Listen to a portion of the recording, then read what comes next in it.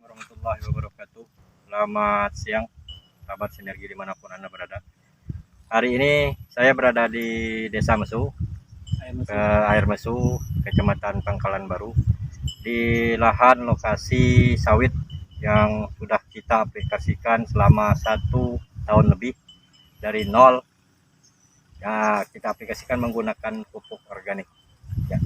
Lahan ini adalah lahan bekas tambang timah, lahannya berpasir, tapi alhamdulillah pertumbuhan dari sawit ini sangat-sangat luar biasa, hijaunya luar biasa ya. Pelepahnya terbuka. Ini usia sawit 1 tahun lebih, 1,5 tahun. Ini boleh dilihat, ini lahannya berpasir semua, boleh dilihat berpasir semua. Tapi walaupun di lahan pasir, alhamdulillah pertumbuhannya sangat-sangat luar biasa. Pelepahnya, karena penggunaan ini sudah lama, pelepahnya sudah mulai lunak. Ini kita pakai pupuk dasar dari nol. Kita cara olah lahannya ini dari nol. Lubang tanamnya ini kemarin kita kasih kompos dan kimia. Kimianya tidak sampai 50%. Ya, tidak 50%. Ini usia TBM, dan insya Allah nanti walaupun di lahan berpasir, sawit ini akan bertumbuh kembang sangat-sangat luar biasa dari awal juga. Ini eco farming sekitar 80%. Kita masih langsung ke tanah karena kita kasih nutrisi. Ini saya udah lama dengan Pak Hamka mengaplikasikan ini. Beliau ini mengaplikasikannya di sawit beliau. Mungkin ini jadi bahan rekomendasi bagi teman-teman dimanapun berada, bahwa eco farming ini cocok dengan segala medan, segala lahan, asalkan cara olah tanahnya yang baik dan betul. Insya Allah kalau itu dilakukan, pertumbuhan tanam tumbuh apapun hasilnya akan tidak mengecewakan. Mungkin demikian laporan saya dari Kabupaten Bangka Tengah hari ini tanggal 11 Agustus 2021. Saya Iksan dari Kepulauan Bangka Belitung.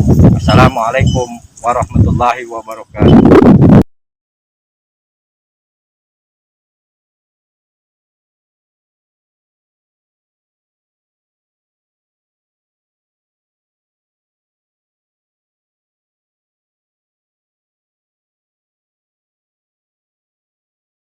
Kita melaksanakan pembuatan pembiangan untuk lahan sawit. Ini kita menggunakan eco farming dengan kombinasi diantaranya eco farming, kemudian gula merah, kemudian ini bisa kita gunakan air kelapa, juga kita gunakan, kalau nggak ada air kelapa kita bisa gunakan air tetes tebu, air hujan, ataupun air keran biasa. Ini yang penting tidak ada pengaruh kimianya yang terkontaminasi dengan alat kimia ya. Inilah kita mulai pembuatan biangnya. Di antaranya kita masukkan dulu ini eco farmingnya.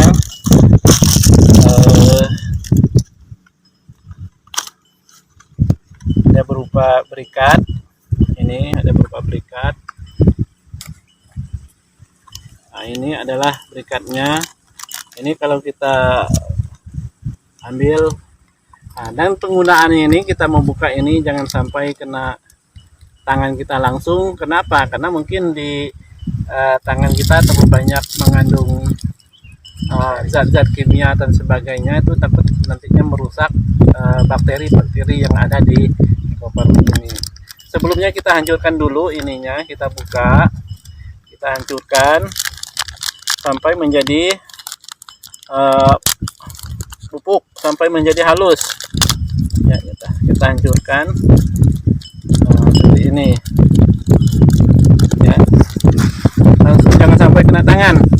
Langsung kita masukkan, rebus serbuk-serbuknya kita masukkan.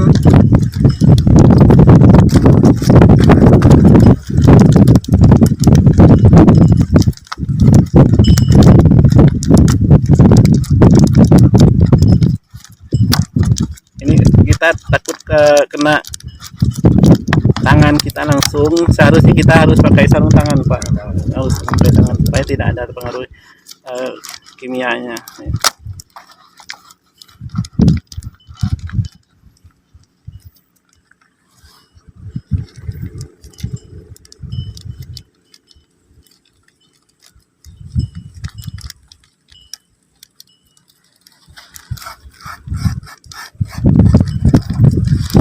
Ini sebagai tambahan air kelapa ini kita gunakan air kelapa baru.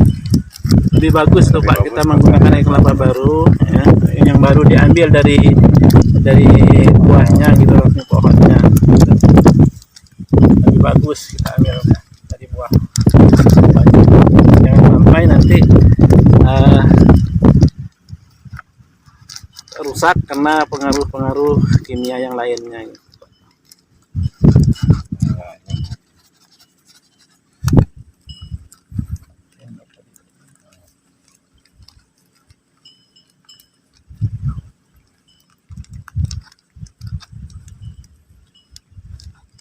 Jadi di dalam eco farming ini terdapat bakteri-bakteri positif, bakteri-bakteri pengurai yang akan mengurai di lahan baik tanaman apapun, karena eco farming ini cocok untuk segala jenis tanaman.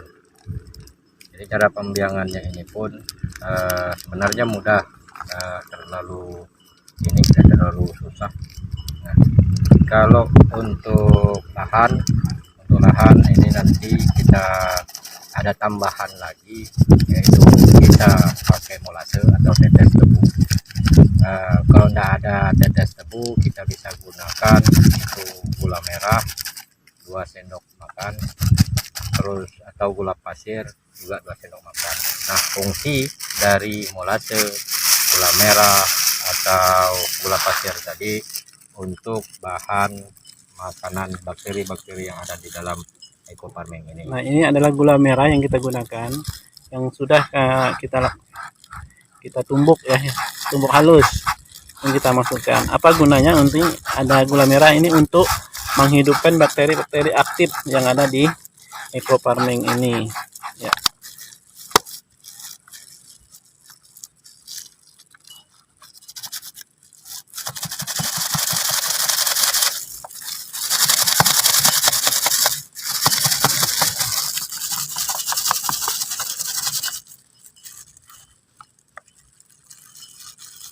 Ini gula merah 2 sendok makan takaran ya. Jadi ini buat lahan ya, buat lahan. Jadi harus kita fermentasi minimal 3 hari 3 malam. Ini buat lahan. Nah, kalau untuk tanaman tidak perlu kita fermentasi, cukup 15 menit atau 30 menit bisa langsung kita gunakan. Jadi ini dikocok ya, ini nanti kita simpan selama 3 hari 3 malam minimal. Dan ini untuk aplikasi di lahan dimana memang harus fermentasi karena lahan butuh bakteri. Nah, kalau untuk tanaman daun-daun itu dia butuh nutrisi. Jadi mungkin inilah cara pembiangan eco farming dengan ada tambahan gula merah. Oke, kami sampaikan. Nanti kita untuk cara pengaplikasiannya di video berikutnya. Perlu kami tambahan ya, maaf Pak ya. Ini mengandung gas. Kita ngeliat sendiri ini apa namanya, gelembung-gelembungnya. Nah, sebaiknya ini kan sudah kencang nih Pak. Ya, jadi kencang. Jadi sebaiknya kita buka sedikit-sedikit, jangan sampai ini kena meledak atau mengembus gitu ya. Jadi alangkah kita tutupnya ini, kalau kita mau simpan lama, nah ini kita buka, kita kasih lubang aja di sini Pak ya.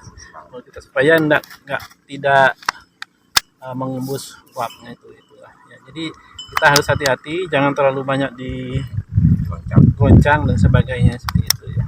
Nah, itu itulah. Dan sebaiknya jangan kena sinar matahari langsung, Pak, nanti bisa meledak nanti ya. Jangan sinar matahari langsung. Ya, sekian untuk pelaksanaan pembuatan pembiangan menggunakan eco farming. Mudah-mudahan nanti kita tanam tumbuh kita ataupun sawit kita dan tumbuh-tumbuhan yang lain juga bisa bermanfaat untuk eco farming ini, seperti yang telah kami laksanakan pada pohon durian, pada sawit, dan pada lada. Itu demikian juga dengan sayur-sayuran. Itu Pak, penggunaannya gitu. Sangat bermanfaat sekali Pak. Terima kasih. Assalamualaikum warahmatullahi wabarakatuh.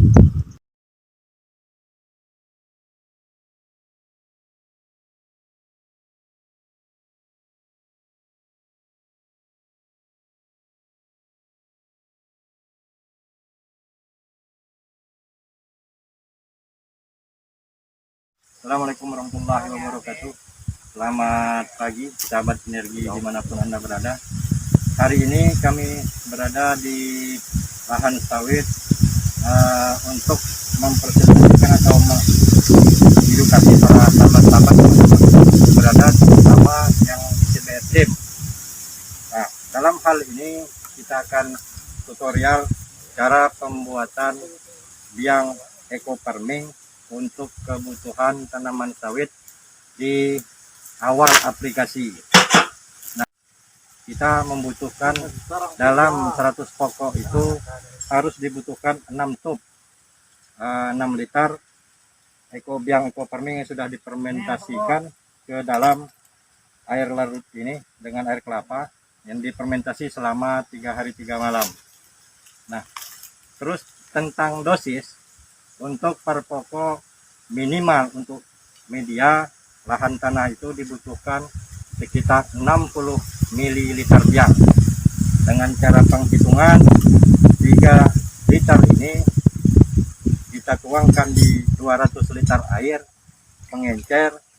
Nah, di 200 liter pengencer ini dapatlah 50 pokok batang sawit. Nah, dengan penghitungan per pokok itu hanya dapat 4 liter untuk awal aplikasi. Nah, di awal 4 liter itu kenapa dibutuhkan 60 mili?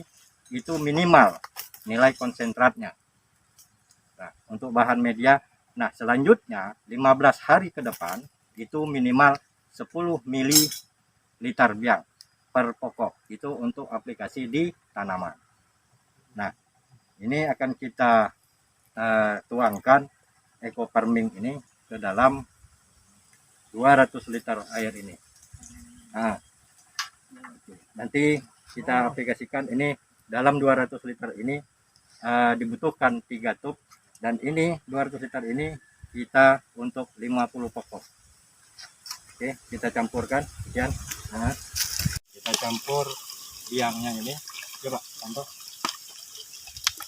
Nah, lagi. Nah, satu lagi. Kita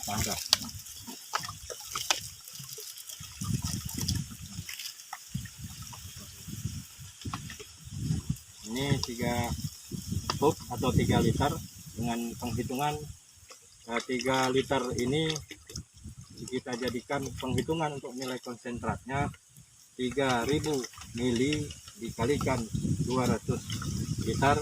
Nah, hitungannya liter kita jadikan ke mili dulu. Nah, bagaimana cara mengetahui 60 ml per pokok tadi? Berarti 3000 ml biang dikalikan 200 liter. 200 liter ini kita jadikan mililiter menjadi 200.000 mililiter dikalikan hasilnya itu dengan 3000 mililiter, didapatkanlah angka 0,015 mililiter dikalikan 4 liter karena satu pokok tadi 4 liter. Nah, 4 liter itu kita jadikan mililiter, berarti dikalikan 0,015 mililiter kita kalikan 4000, jadi ketemulah 60 mililiter per pokok. Nah, mungkin ini tutorial cara penghitungan nilai konsentrat dan pencampuran eco farming untuk di awal aplikasi di lahan. Nanti kita lanjutkan video tentang cara pengaplikasian di lapangan. Dan kita lanjutkan lagi videonya. Nah, jadi untuk per pupuk tadi 4 liter. Jadi 4 liter kita ketahui gimana. Jadi kalau gayung ini isinya 1 liter. Jadi isinya 1 liter. Jadi kita tahu berarti 4 liter untuk kita gunakan. Nah, ini akan diaplikasikan oleh Pak Din cara sistem pengocoran di lahan dengan 4 liter dengan sistem ini pengocoran dulu. Oke, silakan Bang Din untuk lanjut pengocorannya.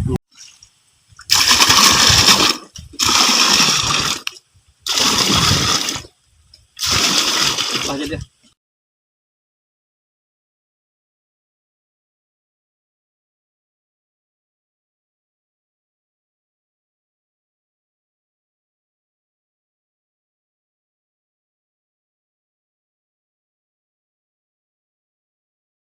Ini silakan lanjut.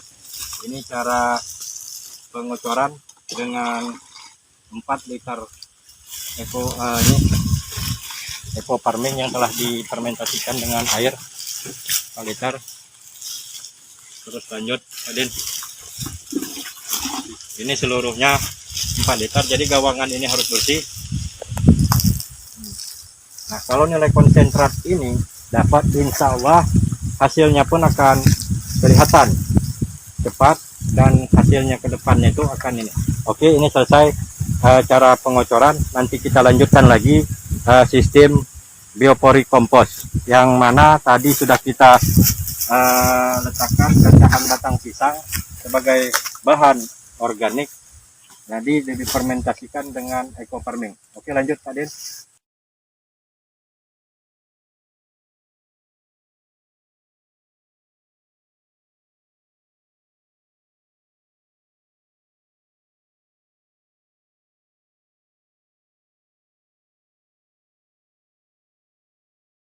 Dengan sistem biopori kompos sama juga, ini 1 liter per lubangnya kita bikin, yang mana sudah ada ketersediaan bahan organik, dan sebenarnya ini kedalamannya 30 sampai 50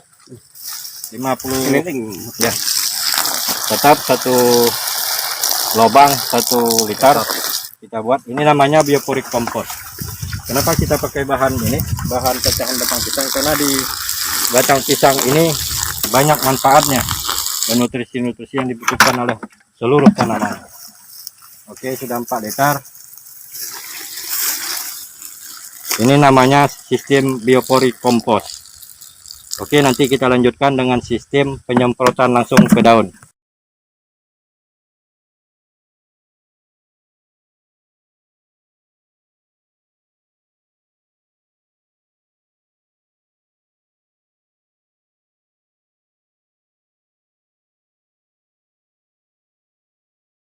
Lanjutkan dengan sistem penyemprotan langsung ke daun dengan awal aplikasi 4 liter juga.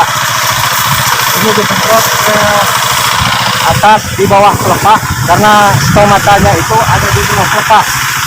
Di bawah pelepah ini dilakukan, sistem ini dilakukan antara jam 7 sampai jam 10, karena di jam-jam itu stomatanya harus terbuka. Ini sama juga 4 liter, karena di awal aplikasi ini dibutuhkan 4 liter juga. Jadi semuanya disemprot, semua ke batang, ke daun, ke buah. Nah, biar airnya tadi dari atas akan turun ke bawah, jadi tidak perlu lagi kita semprot ke bawah, yang penting di atasnya. Ini dilakukan di bawah pelepah ya, di bawah pelepah. Oke, sekian, inilah teknik-teknik cara pemupukan untuk tanaman keras dari awal aplikasi di lahan media maupun nanti di tanaman. Ini ada kita pakai 3 teknik. Pertama, teknik pengocoran, terus kedua teknik biopori kompos, dan ketiga di teknik penyemprotan ke daun. Semoga ini bermanfaat bagi seluruh mitra-mitra PTB, terutama yang ada di PTB. Kami menyampaikan dari Kepulauan Bangka Belitung, salam sinergi lahan subur petani makmur. Assalamualaikum warahmatullahi wabarakatuh.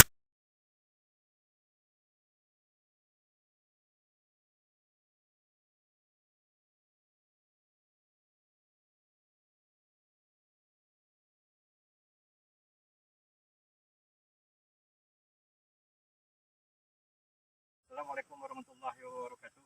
Selamat pagi sahabat sinergi dimanapun berada. Ini video lanjutan dari hasil kami untuk cara teknik ini, teknik pemupukan. Dan kali ini testimoni real dari mitra-mitra khususnya yang berkecimpung di eco farming, dan beliau-beliau ini mempunyai kebun sawit yang sudah sekian lama memakai kegunaan produk eco farming ini, dan mereka pun sudah merasakan hasil dari penggunaan eco farming. Nah, ini akan kita tanya-tanya. Pertama, di sisi kiri ada namanya beliau Bapak Hamka. Beliau ini seorang guru yang masih aktif dan juga punya petani sawit. Terus di samping beliau ada Pak Sahrudin. Beliau ini juga punya kebun sawit. Dan di samping saya ini ada Pak Purnianto yang juga pengusaha, terus punya kebun sawit. Nah, ini akan kita tanya-tanya untuk testimoni real buat seluruh mitra yang ada di seluruh Indonesia, bahwa pemakaian eco farming ini bukan produk ecek-ecek, tapi produk memang yang sangat-sangat luar biasa. Walaupun kecil bentuknya, tapi hasilnya luar biasa. Oke, sekarang saya mau bertanya dengan Bapak Hamka, dengan selama pemakaian produk eco farming ini, untuk hasil produksinya apakah meningkat atau bagaimana, Pak? Silakan. Terima kasih kepada Bapak.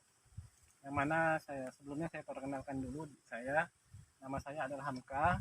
Tempat tinggal saya juga di Bangka Tengah. Seharian saya berprofesi sebagai tenaga guru di SD. Namun di sisi lain, pada sore harinya saya melaksanakan perkebunan sawit ini. Adapun saya melaksanakan menggunakan eco farming ini tercatat mulai dari 1 Januari 2021. Nah, berarti saya mulai menggunakan eco farming ini mulai dari 1 Januari. Jadi sampai sekarang ini masuk bulan Agustus. Jadi hitung-hitung hampir 6 bulan. Nah, ternyata dengan menggunakan hasil eco farming ini tidak mengecewakan, yaitu setelah saya menggunakan 1 bulan setelah menggunakan, berarti bulan Februarinya sudah nampak hasilnya dengan beberapa faktor, diantaranya buah beratnya tandan segar itu agak meningkat daripada yang biasanya. Kemudian kalau kita hitung rata-rata selama 5 bulan itu, 1 bulannya rata-rata hampir 2 ton, Pak. Ya, dengan luas sekitar 3 hektar lebih itu, Pak, ya. Jadi 2 ton. Nah, sampai sekarang hitung 5 bulan, 5 kali 2 berarti 5 kali 6 ya, Pak, ya. 5 kali 6 12 kali panen maksudnya. Ya, 12 kali panen, dan kemudian dengan hasilnya 2 ton, jadi 12 kali 2 berarti 24. Itu rata-rata yang saya rasakan hasil dari penggunaan eco farming ini. Kalau untuk pemakaian kimia sendiri, Pak, berapa persen kalau untuk pengurangannya? Kalau saya ini menggunakan eco farming ini, secara otomatis penggunaan pupuk kimianya berkurang, Pak. Berkurang. Yang kemarinnya satu pokoknya itu, satu pohon sawit ini diperkirakan sekitar 4 kilo, 3 kilo lah gitu, Pak, per pohon ya. Nah, sekarang ini saya menggunakan 1 kilogram aja, Pak. Ini sebagai untuk apa?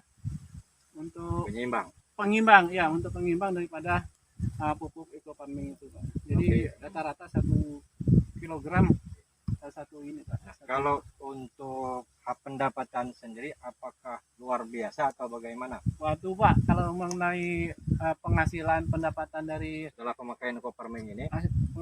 eco farming ini lumayan, apalagi sekarang ini harga sawit itu agak 2000 lebih, lumayan lah. Jadi rata-rata hampir satu kali panen itu sekitar 4.500.000 lah itu lebih.